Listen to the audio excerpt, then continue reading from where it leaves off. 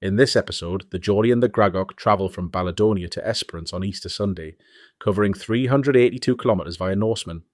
Janice explains the mystery of a Donga hotel room before their first truly off-grid Hipcamp stay at the View. Esperance delivers the views, just not the opening hours.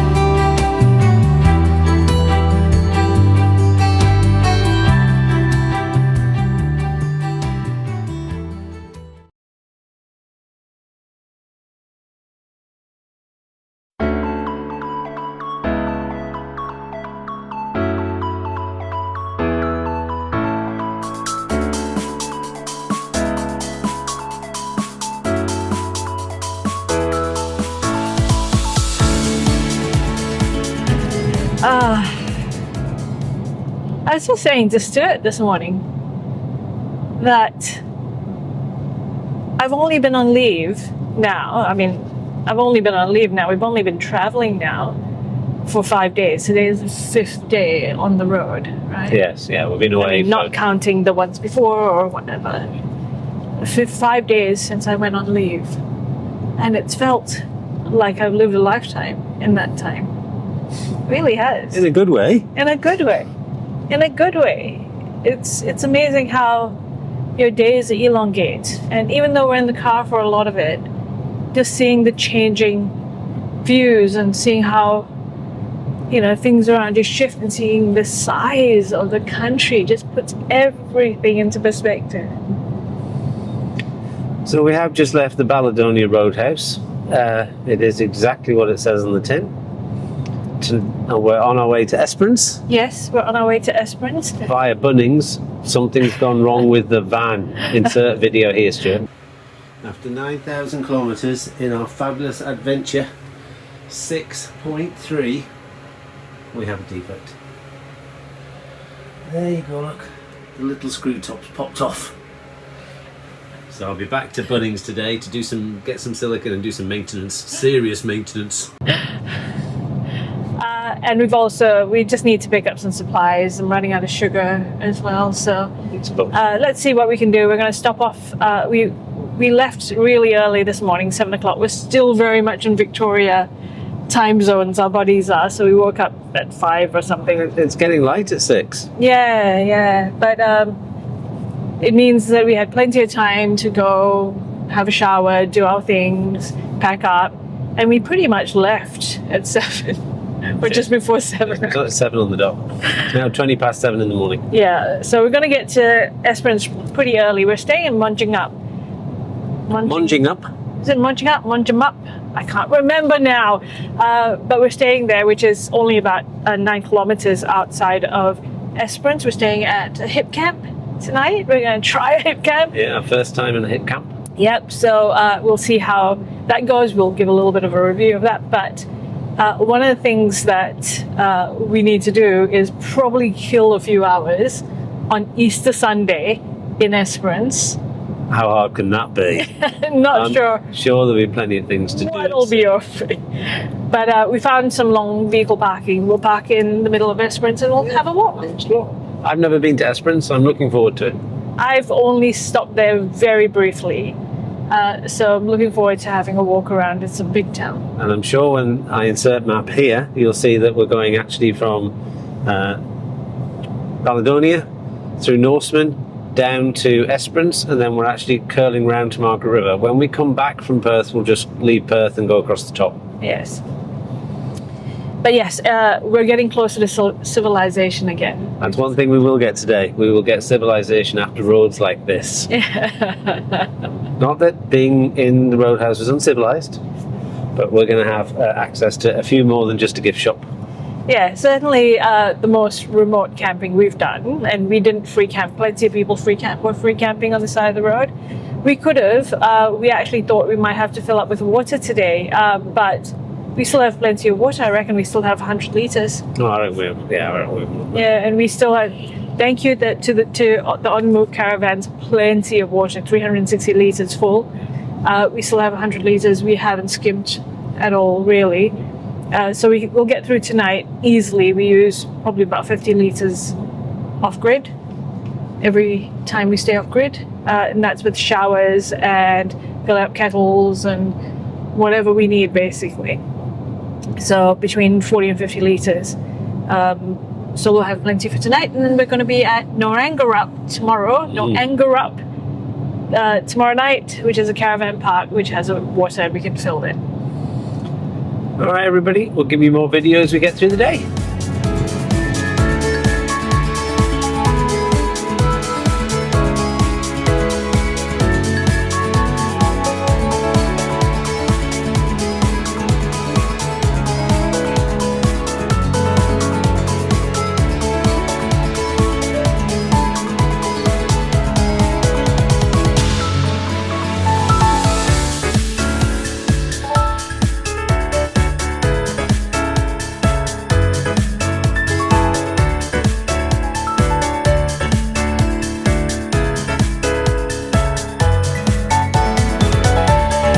This is Norseman, just past the big camels on the town centre roundabout.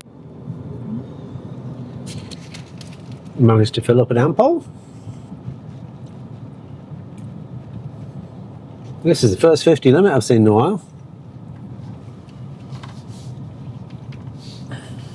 The ampoule was, what, 15 cents cheaper than the BP around the corner. Thank you, Petrol Spy. Yeah, and I had to get my ladders out. I had to clean my camera. Couldn't see, my rear view camera was dirty on the caravan. There's not a lot to see in some of these small towns, and not only that, It's the Easter food's a Sunday. bit samey. Sorry? It's Easter Sunday. Yeah, it's Easter Sunday, so we get food when we can. We keep driving, but the food is quite similar. Often it's fried Tim Sims or chicken chips. That blue tree on the right hand side you just see must be a national thing now. Yeah. And it's all about are you okay?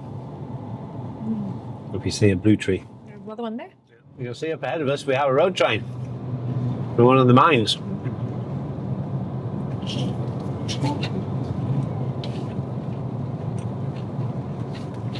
This place is just covered in dust. Esperance, 203 kilometres away. Yay!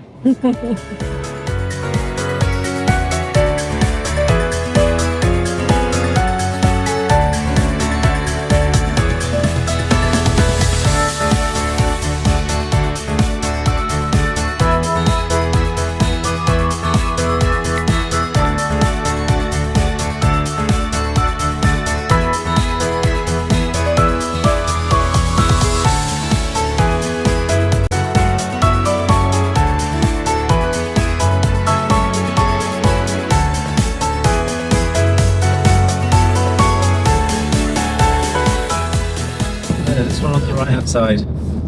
It looks like it's so shiny. So weird. Here we are, between Norseman and Esperance. Yes. And all of a sudden, Janice has had a moment of clarity. Yes. In the earlier video, you may have heard her use the word doggers, as in Peter K. car share. What she actually meant, insert picture here, is I saw some budget-friendly accommodation at Balladonia. Balladonia. There's some new as Yeah. well. Janice has now queried the word and found out that it actually is Dongas. They're dongers, called dongas. which I think is actually even worse. Even worse. In the UK, not a good word. DONGAS, dongas, and they're converted almost shipping containers, and they're just a bed and usually a sink and a table. They look like prison cells, and that a lot of the mining companies use dongas as accommodation for their employees. So if any of you are ever coming to Australia and want to cut price, get yourself a Donga.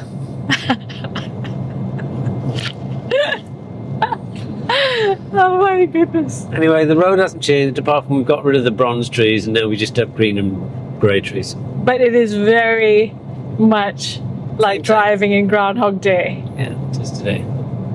This is the very little scenery, just trees on both sides. We've been driving for hundreds of kilometres with just pretty much this. And road trains moving. I'm guessing it's earth full of iron ore. I guess coming out of the mines because it's that kind of colour when it drips out the back with it being wet. So. Anyway, there you go. Just wanted to clarify the fact it's dongers, not doggers. And really, between the two words, I don't know which is better.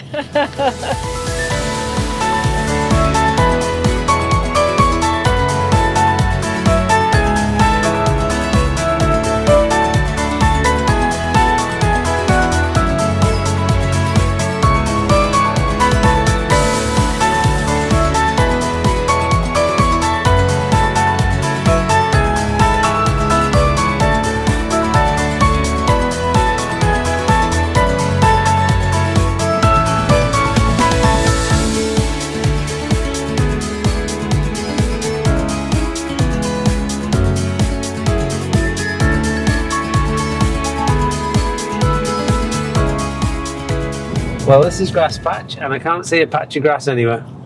No. There's a tavern. There is.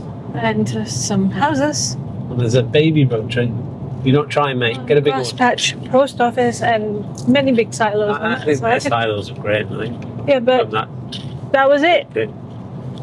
Yeah, that was it. Save the koalas. Yeah, absolutely. 100%. Here we go. Esperance 78. Albany 552. Yes.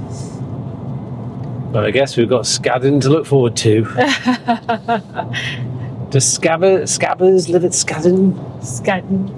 It's. I remember when I was younger, in my 20s, going to Perth to Albany was, I think, 10 hours.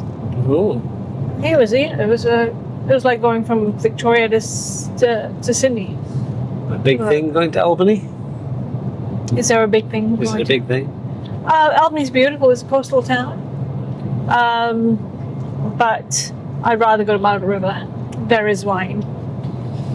Wine? Never touched the stuff.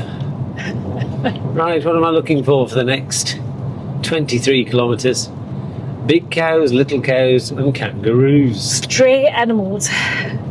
They're just stray. Not Australia. No, just stray.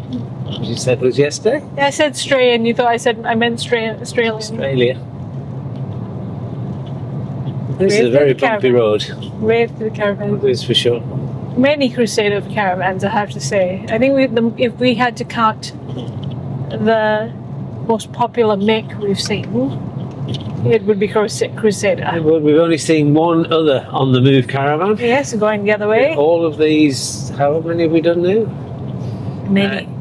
2,937 kilometres. Over 40 hours, we've seen one. One. Well, I have to say, we have seen. I lie. It wasn't the Crusader that's probably the most popular. Jacob is probably the most popular. Crusader is second.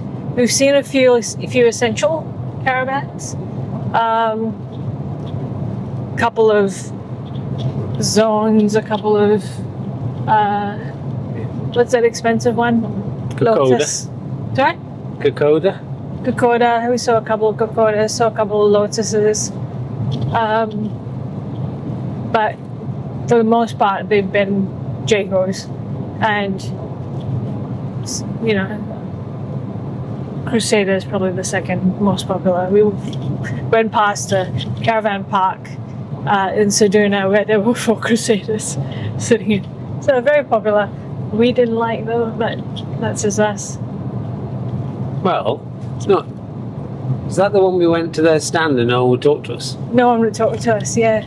That's why we didn't buy one. Well, it's difficult to buy one if no one's talking to you. I had the Musketeer on my list. Yeah, you were all excited, weren't you, about the Musketeer? Yeah, to go and see the Musketeer. Even though nobody spoke to us, I didn't think it was particularly special. It was no more special than any of the other caravans we've seen. This is what we've always said. We've always gone. Essential. That's another essential. it didn't blow us away. You know what I mean? It's great. It's nice, pretty. It didn't blow us away. Jayco. Jayco. Oh, that's a dirty Jayco like ours. But this one we walked into and it did blow us away. So still blows us away. Even though a little bit of maintenance to do now. Yeah, a little screw cap. Can't wait. It's all enough. I feel like I'll be more manly by fixing the screw cap that's popped off. I have to say though, I'm not entirely sure that if you're the husband or the wife, not to be sexist, the husband or the wife wasn't handy, you'd caravan. It's like towing your house through an earthquake every day. It is. So you'd expect a bit of damage here and there. But to be fair, touch wood. Oh, definitely thick wood over here. Yeah, we've done well with our caravan. Alright then, well, not far to Esperance, only another 70 kilometres. And then a trip to Bunnings. Sit rep. The scenery's changed. It has. We had very, very similar scenery for hours and hours and hours. But we're approaching Esperance now and we're starting to see farms and sheep. Yeah, arable farming. Huge fields. Yes, massive fields. Talking about how much seed the cost of the seed to put in the field. Yeah. As you'll see on the left, very big. Although Stop Labour's political marine park. I don't know what that is. Every day's school day. But yes, it's definitely looking more. Stuart's a little bit upset actually that you've left all that remoteness behind. I have. I think I might be a closet hermit. Yeah, I think you really liked everything being a little bit further apart. Definitely got the wrong T-shirt on today. I should have my you people T-shirt on. Yeah, well, cows there. So yes, we're seeing a lot more cattle farming as we're coming into Esperance, and we're excited to go. I'm hoping some stuff will be open, but it's definitely looking. Look, if you look in front, and you see how all the trees are all all planted and manicured now. Definitely doesn't feel like you're in the back. No, it looks very English. They don't even look like Australian trees, if I'm honest. They look like English trees, whatever they are. They're see the Australian tree eucalyptus. on the right. They're eucalyptus. Are they? Yeah, it's just somehow they look kind of English pruned. Either way, somebody planted those a couple 100 years ago, I suppose. Yeah, pretty big. But yes, it's oh, and you know you're approaching a town when there's a huge windmill on the right hand side. Windmills. But yes, we should be in the centre of Esperance in about 15 kilometres. So we'll restart then. We will. Bye for now. Civilization. Yes. It's coming into Esperance and oh my gosh, like being in a big town. Feels weird, doesn't it? Yeah, 14,450 people live here, which is less than where we live. Yeah, Warragul started with 16,000 when we first moved in. I think they said Shire doubled now. But it is a biggish town, you can see. Just kind of spread out. I guess we've got plenty of space. Yeah. Look, there's a barbecues galore. I thought they closed down.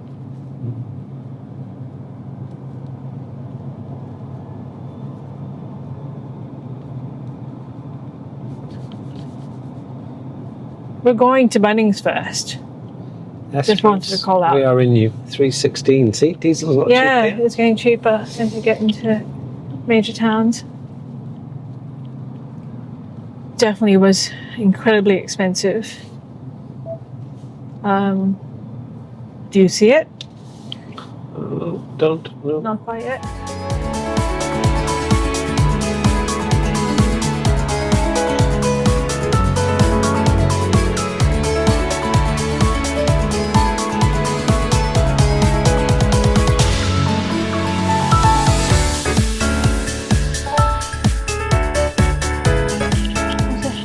Right, pit stop done. Look at that. How blue and beautiful. I know, it's really, really pretty on that side, isn't it? We might not be able to see from there because of the little green fence thing, but we'll find a better spot. We'll take some pictures. Yeah, it's very nice. What we've done is found long vehicle parking, hopefully, on Hipcamps. Yeah. That says that you can park there, park your caravan there, and then it's close to the shops. So hopefully we find it, and then we'll be able to go for a bit of a walk around. Sounds good to me.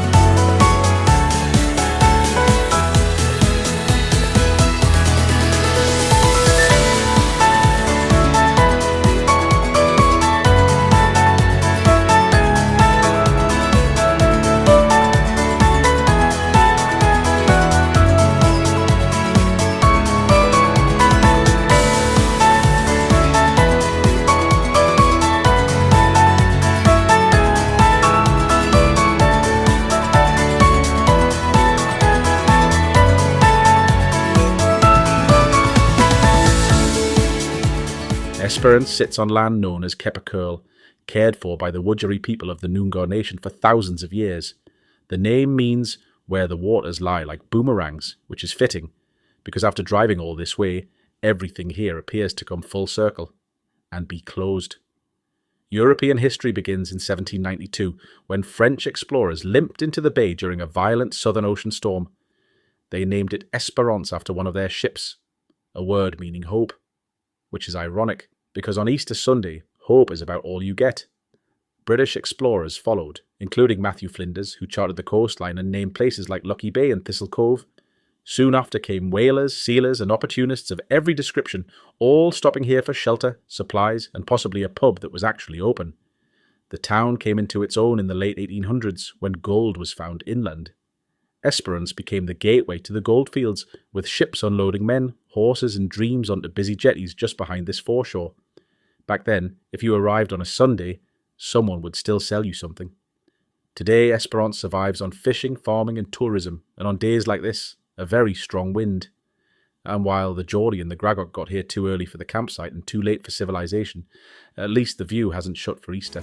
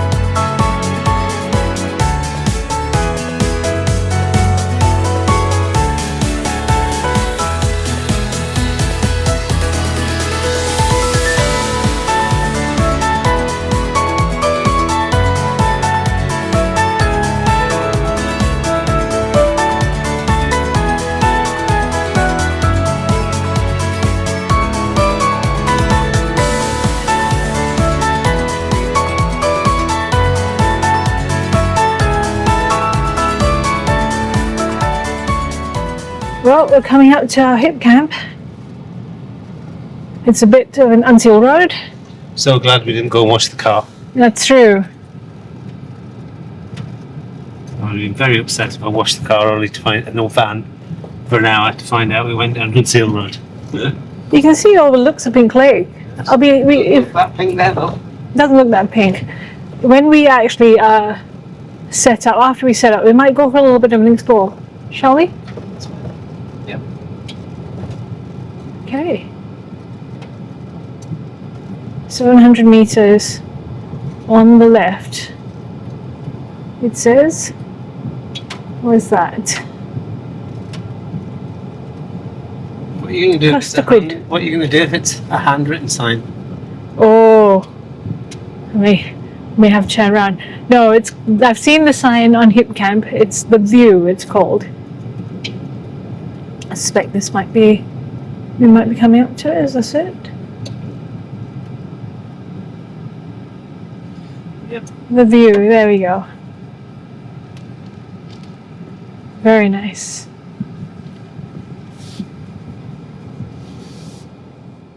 After a brisk walk along the waterfront, mainly because there was absolutely nothing else open, the Geordie and the Gragok finally made it to their Hipcamp for a night of off-grid camping.